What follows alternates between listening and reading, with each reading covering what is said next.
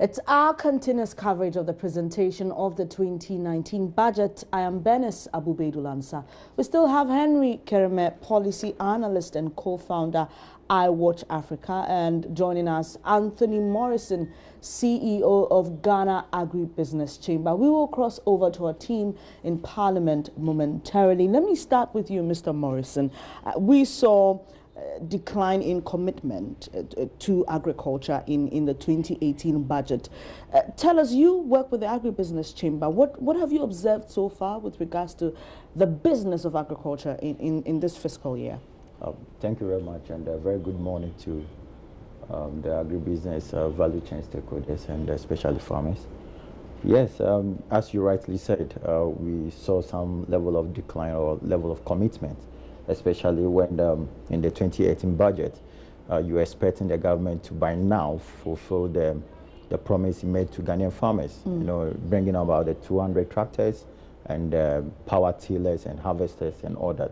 We haven't seen that. And you know, the industry is such that it depends on other sectors to really work effectively.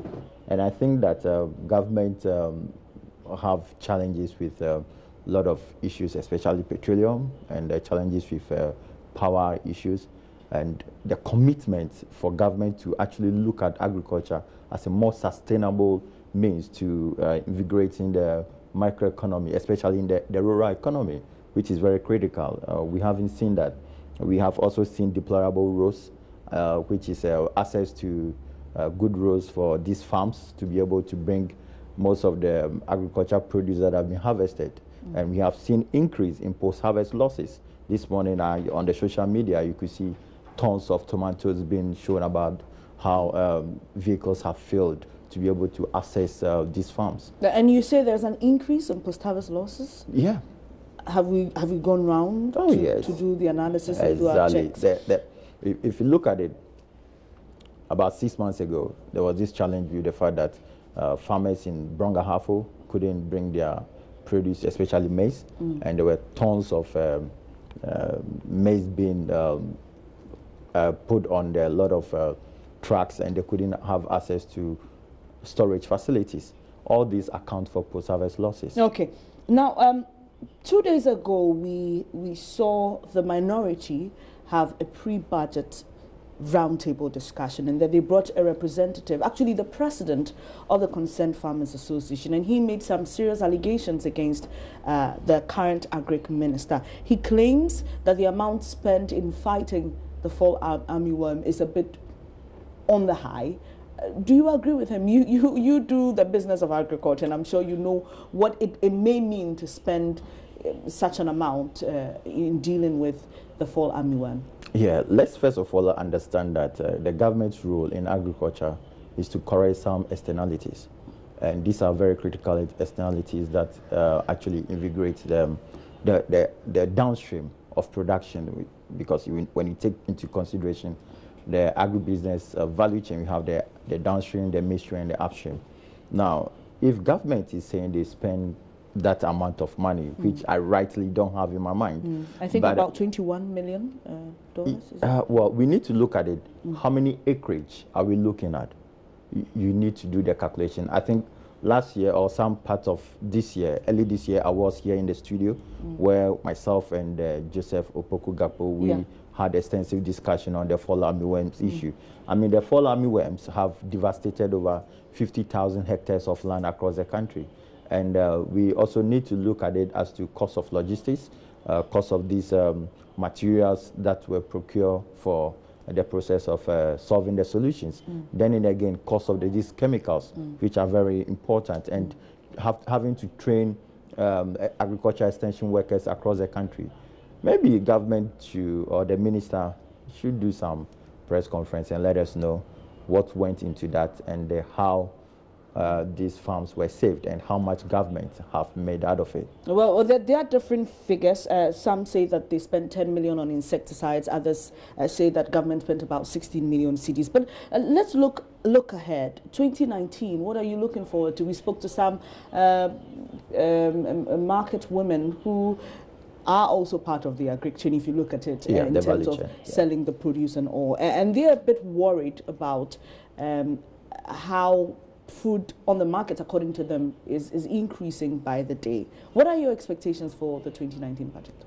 Yeah, our expectations are quite huge. Going to the 2019 budget, with regards to how agriculture is changing the world now. If you look at it, China and America are at war with regards to increasing duty for import and export from both countries. And most of these are based on agriculture. America is diverting its dairy industry to Ghana. Okay, somewhere 3 months we saw a release from the chamber about the fact that we are concerned about the dairy industry. Okay, we want government to look at the agriculture Marshall Plan. I know they've been working and doing something about it. 2 months ago, myself and the National Association of Fishermen and also the award winners, we had a meeting with the Deputy Minister for Finance, where we reiterated the need for the agriculture, the special agriculture fund. Now, we very much appreciate the fact that, yes, GESL have come on board with, from Bank of Ghana and Ministry of Finance, but that is only an insurance, a de-risking system or a scheme to de-risk agriculture. Now, we want to leapfrog the industry. We want the industry to be at the forefront of Ghana's economy. And we need such huge investment to be made into it. All right, Mr. Morrison, proceedings have begun in Parliament. We'll have to take you there now. We'll come back and continue with the discussion. Wrong is neighbor, a country of plenty, where evil and poverty shall be done away with, a country of brotherhood, where all success shall be founded on service and honor shall be given to the deserving, a country of peace, where government shall rest on the will of the people and the love for the common good. Bless the efforts of those who struggle to make this vision a living reality. Inspire and strengthen our people that they may give time, thought, and sacrifice to speed the day of the coming beauty of Ghana and Africa. Amen.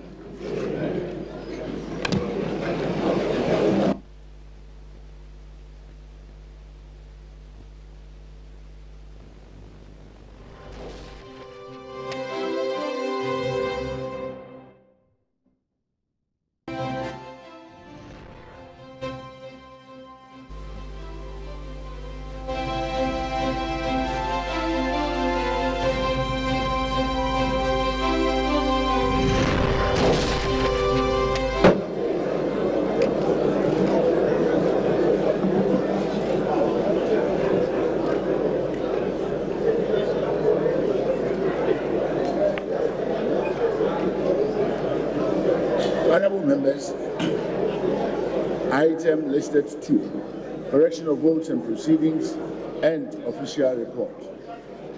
Votes and proceedings, Wednesday, 14th November, 2018, page 1.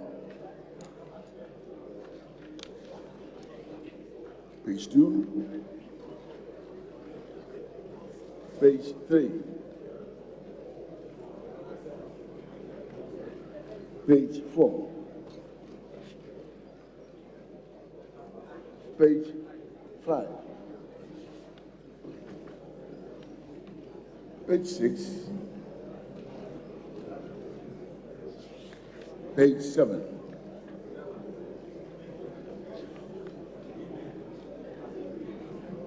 yes, Honorable. Thank you very much, Mr. Speaker. Mr. Speaker, on page 7, I am marked as absent. I was in the House yesterday, in the chamber yesterday, and so I would love for the table office, with your permission, to make the corrections. Thank you.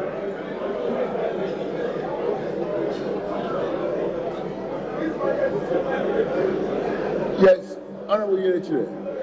Mr. Speaker, thank you. If you look at item 7 on page 7, the statement was made not by Dr. Bernard Okoboy, but by Dr. Kate Mark Nawani. So the record should reflect properly.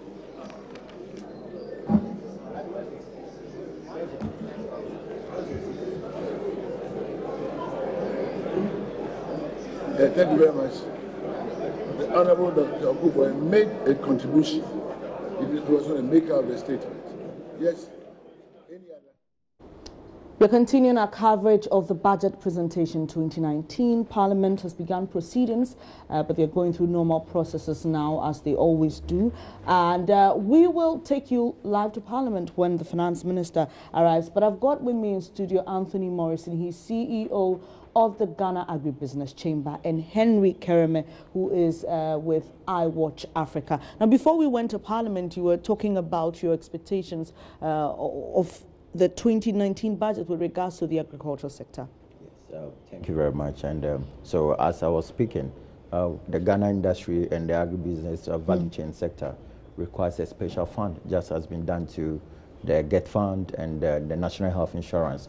It's very critical going forward, because we're talking about zero hunger strategy, we're talking about the food security and nutrition, and it's also critical in developing the industry, or the holding the economy at large.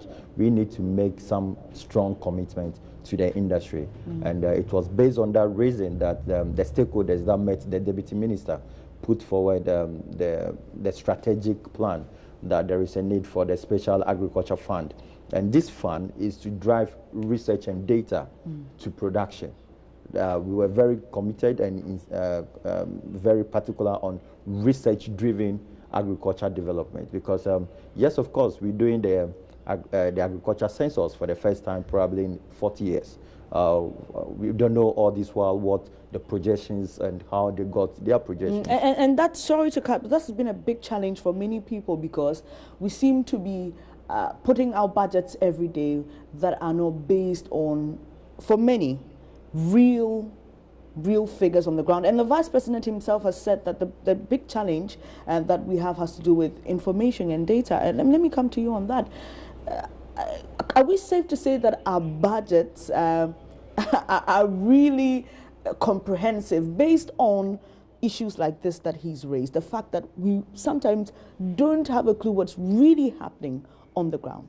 Yes, thank you very much. I think data is a big issue for many developing countries, including Ghana, where there's a disconnect between what actually happens on the ground and the numbers as chained out by authority. So there's always a disconnect in that area, and we can't run away from it. But we need to start working at reducing the imbalances that exist between the actual and the numbers that we have. So data is a big issue. But to talk about what my friend Des talked about, it is also true that Agric had seen some significant growth since the past 2-3 years. It was actually growing at a negative rate, and now last year it grew at 8.4. It used to be 1.3 to 2.7 and now to 4.3. Yes. So there has been a steady increase in growth as far as Agric is concerned. I think one of the biggest issues we should be looking at is harmonization of the various programs that are in Agric sector. I know, for instance, in the roback sector, there's a huge value chain, that is working, where producers are linked up to the market, for their products. So there is a need for us to start harmonizing some of the systems within the Agric sector to ensure that we can account properly how much investment has gone into the Agric. As it stands now, it looks a bit disconnected. Which is also an issue of data. It's also an issue of data. Now, when he presented the 2018 budget statement last year, the Finance Minister mentioned, well, as is the trend, the economy is dominated by the service sector. Sure. Are we safe if we follow this trend? It depends on what we want to do. And so United Kingdom, for instance, has the service sector dominating its growth. Fortunately for us, industry is picking up, because industry remains still a key for many developing countries. So if you look at the numbers, industry is picking up. Service sector is going down because of many challenges that we are having recently. Agric is also very critical going forward, and these three sectors must be shepherded if we want to have growth. A lot of discussions have been made about happenings in the Agric sector, and Roland Walker has been speaking to Agric Minister Dr. Owusu Efriye Akoto. Watch this.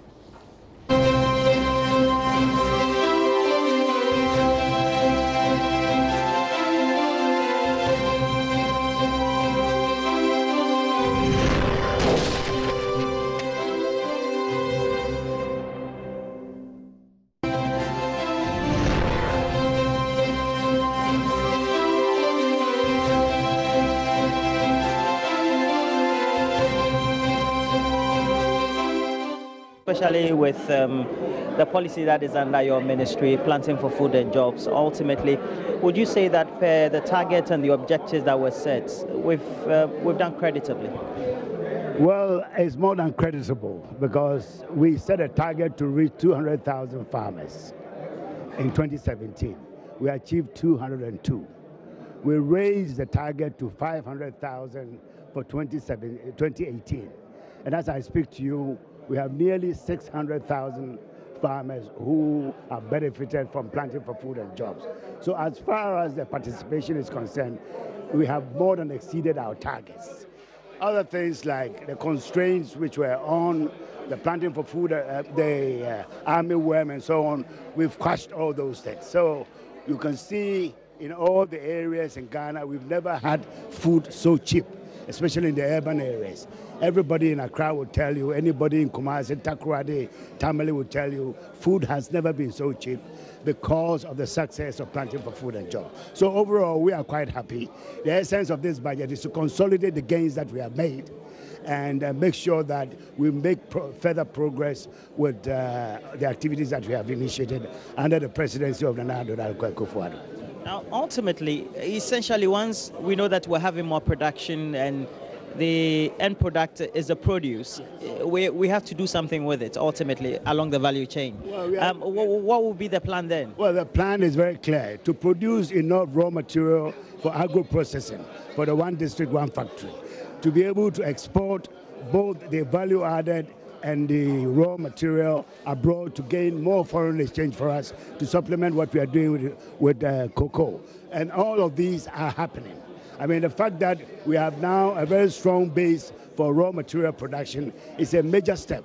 The next step is to make sure that we have enough processing and storage capacities to handle the excesses. And that is what we are doing. As I speak to you, 80 warehouses are being constructed around the country, which each one of them has 1,000 metric ton capacity. It's never happened in the history of agricultural policy in this country. And then with the creation of the commodity exchange, we know that the president 10 days ago launched the Ghana Commodity Exchange. All these warehouses are going to be linked on an electronic platform so farmers can actually have the benefit of guaranteed market. Consumers and producers of agro-processing facilities also have a guarantee of their raw materials for their factories and so on. All this to help in the transformation of agriculture in Ghana. But ultimately, we know that sustainability is key. If we know that it has to feed the end product, the industries, etc. It's just not planting for a season and all that. How do we hope to keep that up? We are targeting a double-digit rate of growth for the next how many years? You know that the NDC administration, they inherited a rate of growth of agricultural economy of 7.4% in 2008. And they drove it down to 2.5% by the time they left in 2016. Last year, we've jumped it up to 8.4%. And I'm very confident that in 2018 this year, the statisticians will come with a double digits for the first time. We intend to stay there in order to bring about the transformation of the economy. Let me just ask you two more questions, then I can leave you to go. But ultimately, we still have more exports of some staples that we tend to like, rice, imports, so to speak. Yeah. Is that a worry for the ministry? And how do we turn the tide? Well, the strategy is to reduce the food imports.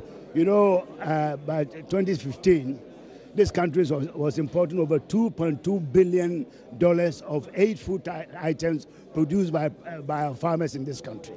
That cannot go on. Led by half of it was rice. We are launching specific areas in the north, in the Ashanti region, in the central region, in the low-lying areas. We've done the pilot, it's worked perfectly. So 2019, we are going to make a major input into that sector so that we can reduce our rice imports and eventually eliminate and export rice from this country. We have that potential, and we are determined to do so. We know that ultimately we also have to make sure that the the farming and the methods and the technology by way we tend to do it is inched up a step further? Is it that we want to keep it household, or we want to take it in the medium to long term to the next level, like we find in the more industrialized countries or in the southern African regions? Well, the essence of it is that productivity on our farms are very low, especially on our small holdings, which still continue to produce over 90% of agricultural output. So with that, what we intend to do is to ensure that farmers get improved seed and fertilizer at 50% subsidies, as we have done. We know that it's working in the next 2 years. We intend to expand that program to increase productivity in order to reduce this dependency on imports. Well, thank you very much. And we've been speaking to Dr. Osei Akoto, who is the Minister for Agriculture.